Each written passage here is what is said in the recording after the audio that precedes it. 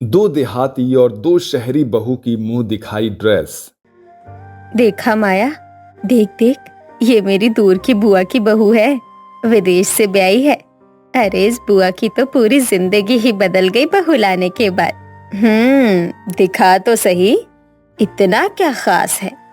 ये देख, छोटे छोटे कपड़े पहन के डांस करती है, पार्टियों में जाती है, गाना गाती है और इंस्टाग्राम पे फोटो डालती है तो करोड़ों लाइक आते हैं, करोड़ों फॉलोअर्स तो मिलियंस में हैं। अरे जिज्जी, ये सब दिखावा है। असली जिंदगी तो वो है जो अपने घर आंगन में निभाई जाए। ये मॉडर्न लड़कियां बस सज धज के घूमना जानती है। ना रे माया, असली जिंदगी वही है जो खुलकर जी जाए। ये देख मेरी बुआ अपनी बहू के साथ घूमती है, छोटे छोटे फ्रॉक पहनकर पार्टी में नाचती है। अब तू ही बता कितना मजा आता होगा। और हम बस 4 मीटर की साड़ी लपेट के बैठे रहो। लेकिन गांव की इज्जत का क्या? अगर हमारी बहुएं भी ऐसे कपड़े पहनेगी तो लोग 1000 बातें बनाएंगे। बहू तो घर की इज्जत होती है। अरे छोड़ो इज्जत विज्जत, जिंदगी एक ही बार मिलती है। मैं तो चाहती हूँ कि मेरे बेटे की शादी मॉडर्न लड़कियों से हो, ताकि मैं भी उनके साथ छोटे छोटे कपड़े पहनकर पार्टियों में जाऊं, फोटो खिंचवाऊं और इंस्टाग्राम पर डालूं। ना ना, मैं तो अपने बेटों के लिए गांव से ही लाऊंगी बहुएं, संस्कारों से भरी, घर संभालने वाली।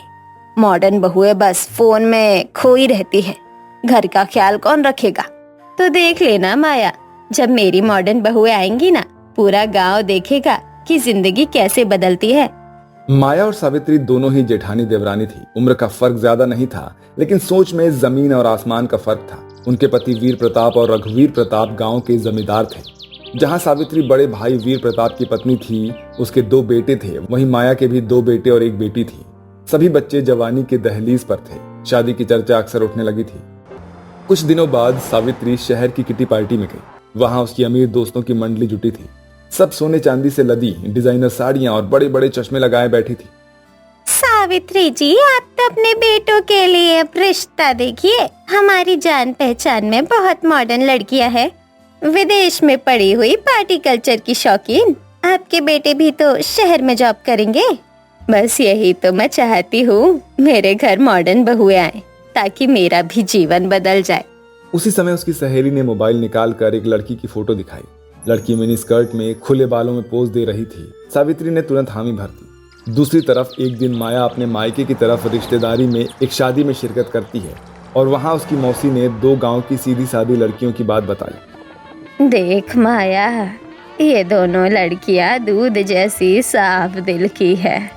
घर का काम काज जानती है, खेती बाड़ी में भी मदद कर लेंगी, संस्कारी है और सबसे बड़ी बात, ससुराल वालों को भगवान मानेगी। यही चाहिए मुझे। मेरे बेटे की गृहस्थी इन्हीं के सहारे चलेगी।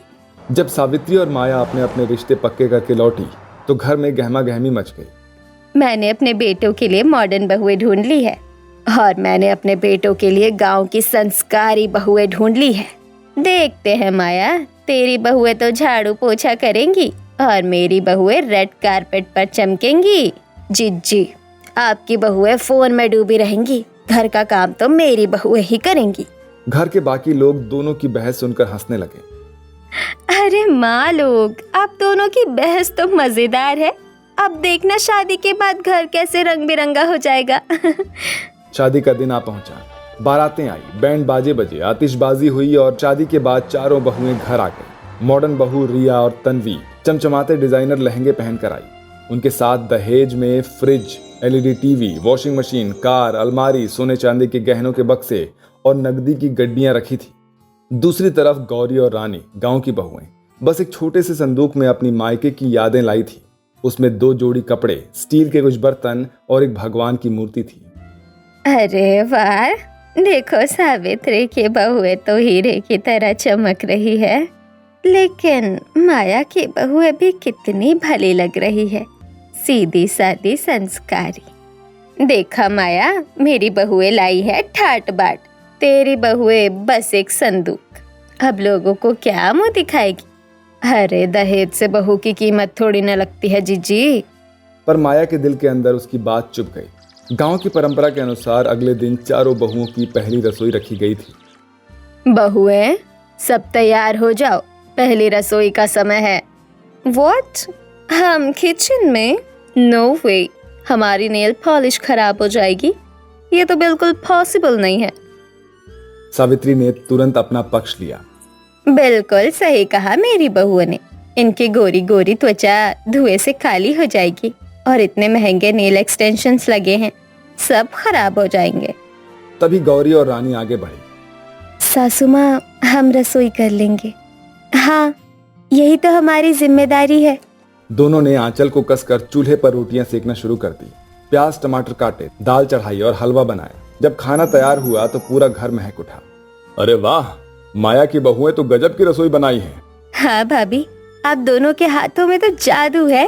कमाल कर दिया बहू, ऐसा हलवा तो बरसों पहले खाया था, आज ऐसा खाना मिला है। ऐसे ही वक्त बीतता है। अब बहुओं की शादी को 1 महीना बीत चुका था। अब तक चारों बहुओं की मुंह दिखाई नहीं हुई थी। गांव की औरतें टोका टोकी करने लगी। क्या बात है सावित्री, तुम कितनी सुंदर बहुएं लाई हो, किसी को दिखा क्यों नहीं रही? या फिर बहू ऐसी है कि दिखाने लायक नहीं? अरे बहुएं कब दिखाओगी? इतनी देर क्यों कर रही हो? कहीं बहुओं में कमी तो नहीं? अरे जब मेरी बहुएं सामने आएंगी ना तो तुम्हारी आंखें चौंधी आ जाएंगी, बस देखती रह जाओगी। ये सुनकर सावित्री और माया दोनों परेशान हो गई। अब मैं अपनी मॉडर्न बहुओं की भव्य मुंह दिखाई करूंगी। मेरी बहुएं चमचमाते गाउन पहनेगी और सबको दंग कर देगी। अगर मेरी साधारण बहुएं आकर सबके सामने बैठ गई तो लोग मजाक उड़ाएंगे। फिर दोनों ने मिलकर तय किया कि इसी हफ्ते मुंह दिखाई की रस्म रखी जाएगी। हनी, मुझे बस गुच्ची का कस्टमाइज्ड गाउन चाहिए और साथ में डायमंड सेट, और मुझे पेरिस से आयातित फैब्रिक वाला गाउन। क्रेडिट कार्ड तो आपके पास है ही? अरे अभी अभी तो हनीमून से लौटे हो, थोड़ा आराम करो भाई। नहीं डार्लिंग, मुंह दिखाई कोई ऑर्डिनरी इवेंट नहीं है। ये तो हमारी एंट्री है इस फैमिली में। हमें ऐसी एंट्री करनी होगी कि गांव की सारी औरतें दंग रह जाए। फिर दोनों बहुएं शहर के सबसे बड़े शोरूम में पहुंच गई। मैम, हमारे पास लेटेस्ट बैकलेस गाउन कलेक्शन आया है, सरोज की क्रिस्टल से जड़ा हुआ। परफेक्ट, यही चाहिए। और मेरे लिए पेस्टल पिंक वाला गाउन, इसके साथ मैचिंग हील्स भी चाहिए। इधर गौरी और रानी के पास महंगे कपड़े खरीदने की सुविधा नहीं थी। बहन, हमारे पास तो बस यही मायके के लाई सूती साड़ियाँ हैं। लोग हंसेंगे क्या? क्यों हंसेंगे? हम इन्हें नया रूप देंगे। देखो, माँ ने मुझे कुछ गोटा पट्टी और मोती दिए थे, इन्हें सिलकर साड़ी को भारी बना देंगे। हाँ, और हमारी मेहनत से बनी चीज किसी डिजाइनर से कम थोड़ी लगेगी। दोनों ने आंगन में बैठकर रात भर अपनी साधारण साड़ियों पर गोटा पट्टी सिलना शुरू कर दिया। सुई धागा चलते समय वे बातें करती। जानती हो गौरी, भले ही हमारे पास दहेज नहीं है, लेकिन हम अपनी मेहनत से अपनी पहचान बनाएंगी। और यही संस्कार हमें सिखाए गए हैं। दिखावा नहीं, सादगी ही असली गहना है। सावित्री रिया और तन्वी के कमरे में जाकर उत्साह में बोली, वाह, मेरी बहुएं तो बिल्कुल फिल्मी अदाकार लग रही है। गांव की औरतें तुम्हें देखती रह जाएंगी। माया शुरू से चुप रहती, पर जब रात को देखती कि उसकी बहुएं अपनी साधारण साड़ियों को मेहनत से सजा रही हैं, तो उसका मन डगमगाने लगा। पता नहीं मुंह दिखाई में लोग क्या कहेंगे, पर ये बहुएं कितनी लगन से तैयारी कर रही हैं। मुंह दिखाई का दिन आखिरकार आ ही गया। हवेली का आंगन सुबह से ही मेहमानों और औरतों की चहल पहल से गूंज रहा था। रंगोली बनी थी, फूलों की सजावट की जा रही थी और ढोलक पर गीत गाए जा रहे थे। माया, देखना, आज तो मेरी रिया और तन्वी सबकी आंखों को चौंधिया देंगी। गांव की औरतें ऐसी बहुएं देखकर पहली बार दंग रह जाएंगी। हाँ दीदी, लेकिन गांव की औरतें कभी कभी सादगी ज्यादा पसंद करती हैं, कहीं उल्टा असर ना हो जाए। अरे रहने दे, ये 2025 है। अब लोग फैशन की पूजा करते हैं, संस्कार वंस्कार सब दिखावा है। ऊपरी कमरे में चारों बहुएं अलग अलग तैयार हो रही थी। रिया और तन्वी शहरी बहुएं बड़े आईने के सामने बैठकर महंगे मेकअप प्रोडक्ट से खुद को संवार रही थी। उन्होंने डिजाइनर बैकलेस गाउन पहना था जिस पर स्टोन वर्क चमक रहा था। गले में हीरे का हार और हाथ में महंगे कंगन थे। तन्वी, देखना, आज हम दोनों की एंट्री पर सबकी आंखें फटी की फटी रह जाएंगी। बिल्कुल। और अगर किसी को कुछ खटक भी गया हो तो क्या फर्क पड़ता है, हमें तो अपने स्टाइल से दुनिया जीतनी है। दूसरी तरफ गांव की बहुएं रानी और गौरी अपनी सूती साड़ियों पर मोती और गोटा सिलकर उन्हें थोड़ा भारी बनाने की कोशिश कर रही थी। उनकी आंखों में संकोच और चेहरे पर मासूमियत थी। बहन, देखना, कहीं हमारी ये साड़ियाँ उन गाउन के सामने फीकी ना पड़ जाए। नहीं जीजी, असली सुंदरता तो दिल और व्यवहार में होती है। ये साड़ी माँ ने मायके से दी है, इसमें उनका आशीर्वाद है। यही हमारे लिए सबसे बड़ी शान है। दोनों ने हल्का सा काजल लगाया और माथे पर गोल बिंदी। उनके चेहरे पर सादगी की ऐसी चमक थी जो किसी गहने से कम नहीं लग रही थी। सबसे पहले रिया और तन्वी नीचे आई। हीरे जवाहरात से लदी चमकदार बैकलेस गाउन पर चेहरे पर हल्का सा दुपट्टा डाले हो। उनकी चाल में दिखावा और आत्मविश्वास था। औरतें फुसफुसाने लगी, हे भगवान, ये क्या पहन रखा है, इतना छोटा ब्लाउज। गांव में तो कोई मुंह भी नहीं दिखाएगा। गहनों की तो कोई कमी नहीं, लेकिन पहनावा तो एकदम बेहुदा है। फिर बारी आई रानी और गौरी की। दोनों साधारण मगर सजावट की गई सूती साड़ियों में, सिर पर पल्लू, हाथों में चूड़ियां और चेहरे पर हल्की सी मुस्कान। उनकी चाल में झिझक थी लेकिन आभा ऐसी कि देखते ही सबकी नजरें थम गई। वाह वाह, क्या सादगी, देखो तो बिल्कुल देवी जैसी लग रही है। गांव की बहुओं में असली गरिमा होती है। मुंह दिखाई शुरू हुई। रिया और तन्वी को बस कुछ हल्के फुल्के तोहफे मिले और कई औरतों ने ताना भी मारा। बहू जी, अगली बार कुछ ढंग का पहन कर आना। ये सब हमारे गांव में नहीं चलता।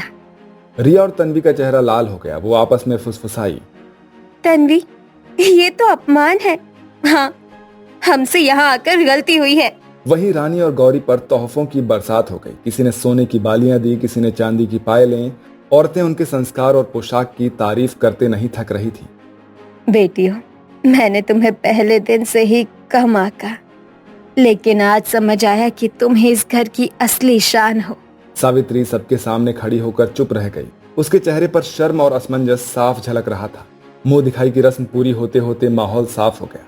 गांव की औरतों की जुबान पर रानी और गौरी की तारीफ थी, जबकि रिया और तन्वी अपमानित होकर कोने में बैठी थी। देखा जीजी, हमारी साधारण साड़ियों ने भी सबका दिल जीत लिया।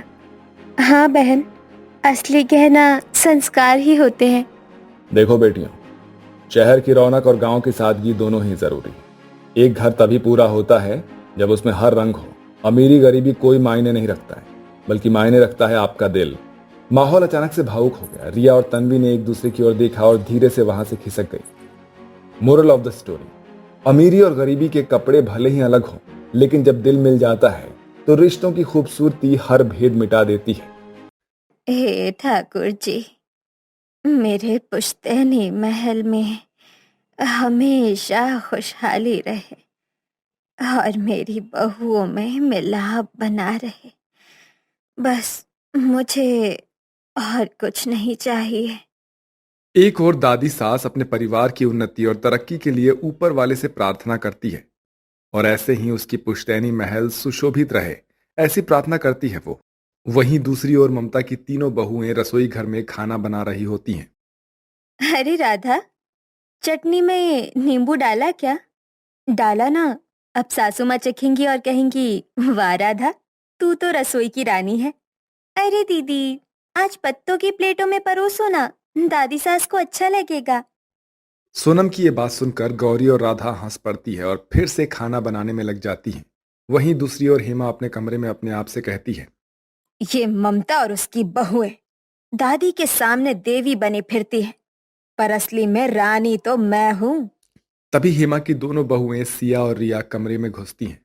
मम्मी जी, दादी को कन्विंस कर लो कि ये पुश्तैनी महल हमें मिलना चाहिए। हाँ, आजकल वो बहुओं की परख कर रही है।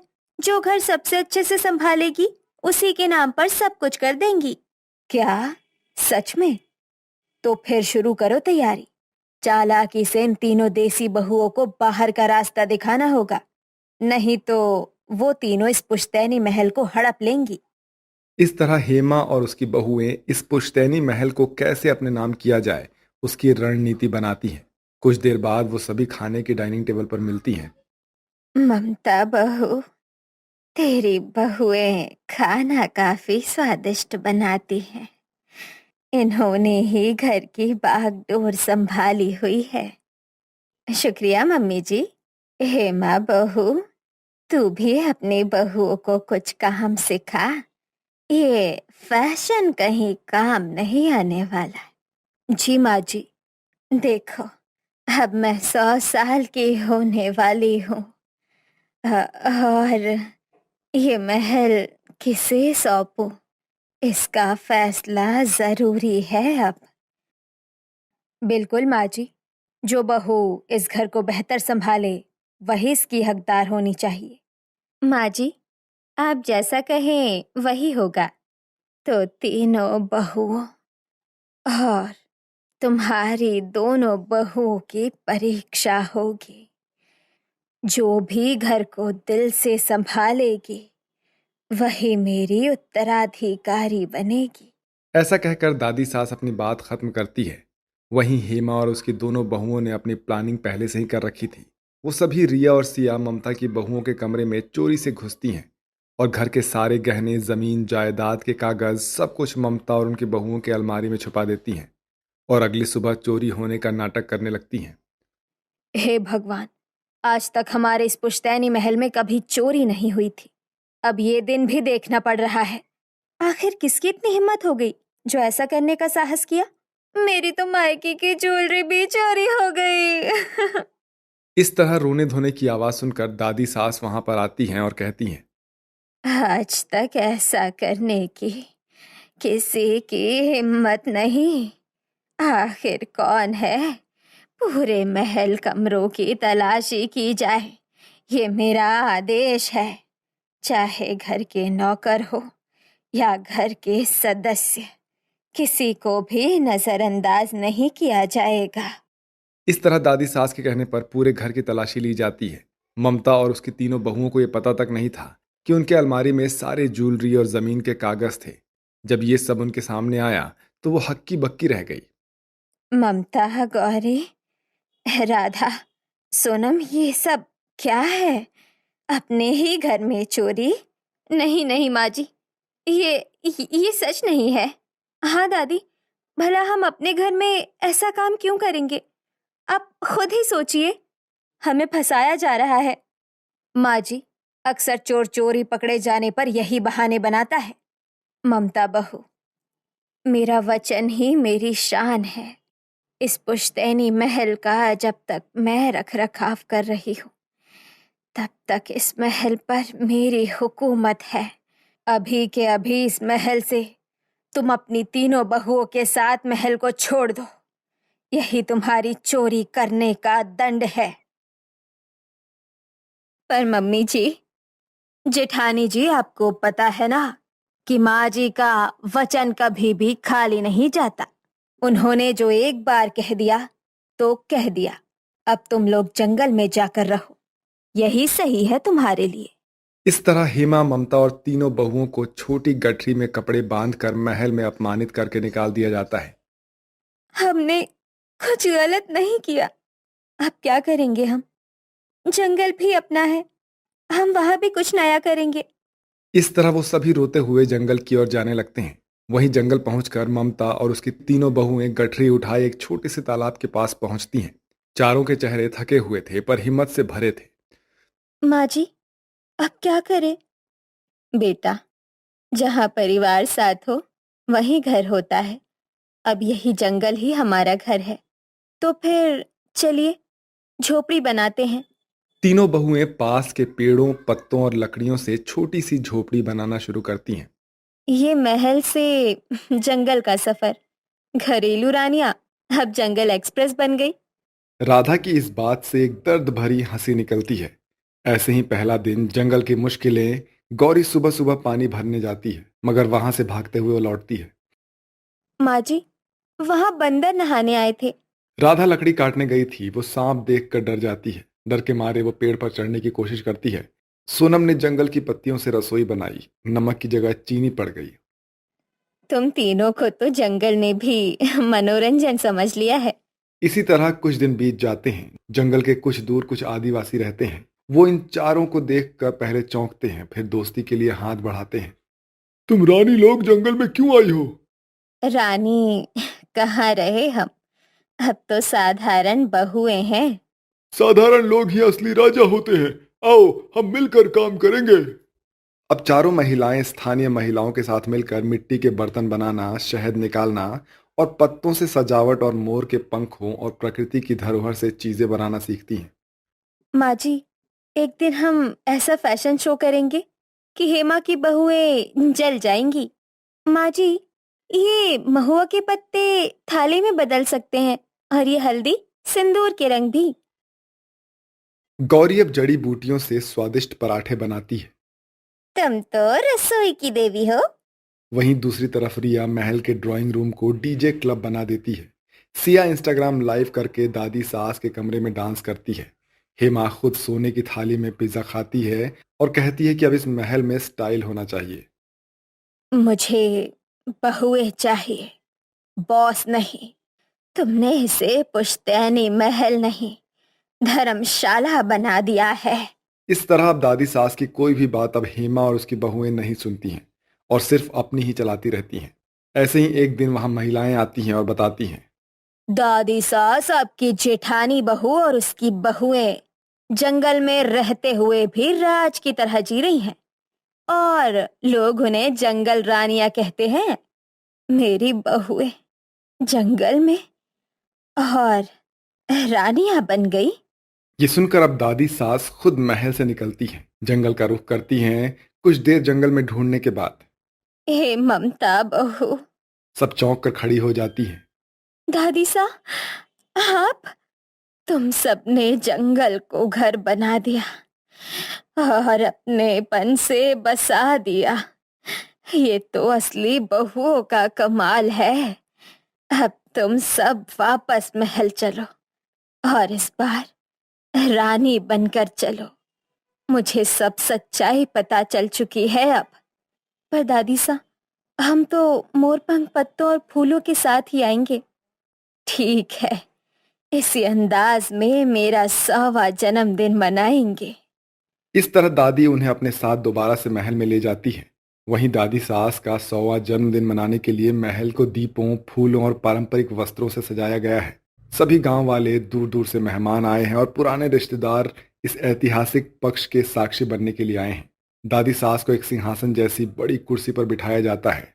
वो सफेद रेशमी साड़ी में माथे पर मोर पंख की बिंदी लगाए बेहद शालीन और तेजस्वी दिख रही हैं। अरे बहुओं, कहाँ हो तुम तीनों? आज तो तुम्हारी बनाई पोशाकों का जादू दिखाना है सबको।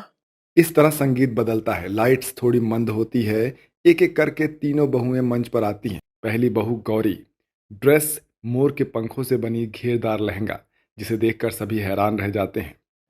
क्या बात है, ऐसा तो हमने कभी नहीं देखा।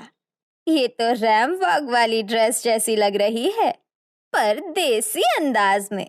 सच में बहुत ही खूबसूरत है। अब बारी थी दूसरी बहू राधा की, जो जंगल में मिलने वाले हरे पत्तों, बेलों और जूट से बनी साड़ी ड्रेस पहन कर रखी थी। वाह, ये तो प्राकृतिक सौंदर्य की मिसाल है, देसी भी और इको फ्रेंडली भी। और अब बारी थी तीसरी बहू सोनम की, जो फूलों से बनी पोशाक, गेंदे, चमेली और गुलाब से तैयार गाउन स्टाइल ड्रेस में आती है। वो दिखने में किसी परी से कम नहीं लग रही थी। ये तो फूलों की रानी लग रही है। माँ, क्या हम भी ऐसी ड्रेस बना सकते हैं? वहीं हेमा और उसकी दोनों घमंडी बहुएं डिजाइनर गाउन पहनकर पहले से ही वहां पर खड़ी होती हैं। अचानक खुद को हल्का महसूस करने लगती हैं। ये सब क्या ड्रामा है? पत्तों और पंखों की ड्रेस पहनकर कोई शो स्टार नहीं बन जाता। कभी कभी सादगी ही सबसे बड़ी खूबसूरती होती है। हेमा बहू, तुम्हारी बहुएं पैसे से बनी है, ये बहुएं अपने हाथों से। ऐसा कहकर दादी सास खड़ी होती है। उनके हाथ में पुश्तैनी दस्तावेज होती है। मैं आज अपने 100वें जन्मदिन के शुभ अवसर पर ये पुश्तैनी महल, जमीन और सारा अधिकार अपनी जेठानी बहू ममता और उसकी तीनों बहुओं को सौंपती हूँ। ये घोषणा सुनकर हैरानी और तालियों की गूंज से पूरा माहौल आनंदित हो जाता है। हेमा की बहुएं एक दूसरे को देखकर बुदबुदाती हैं। हमें तो लगा हम जीत गए, पर असली जीत तो इनकी हुई। क्या फायदा इतनी साजिश और दिमाग लगाने का जब सब कुछ इन्हें ही मिलना था। लो भाई, गई भैंस पानी में। वहीं दूसरी ओर तीनों बहुएं मंच पर दादी सास के साथ पारंपरिक नृत्य करती हैं। नृत्य के दौरान उनके वस्त्रों से फूल झड़ते हैं और मोर पंख चमकते हैं। मोरल ऑफ द स्टोरी, मिट्टी की सौंधी खुशबू से जो घर महक उठे, वही बहू वही परिवार असली जीत है। दोस्तों, आप सभी को हमारी ये कहानी कैसी लगी हमें कमेंट बॉक्स में ज़रूर बताइएगा और इसी तरह की बेहतरीन कहानियों के लिए हमारे इस चैनल को अभी सब्सक्राइब कर दीजिए।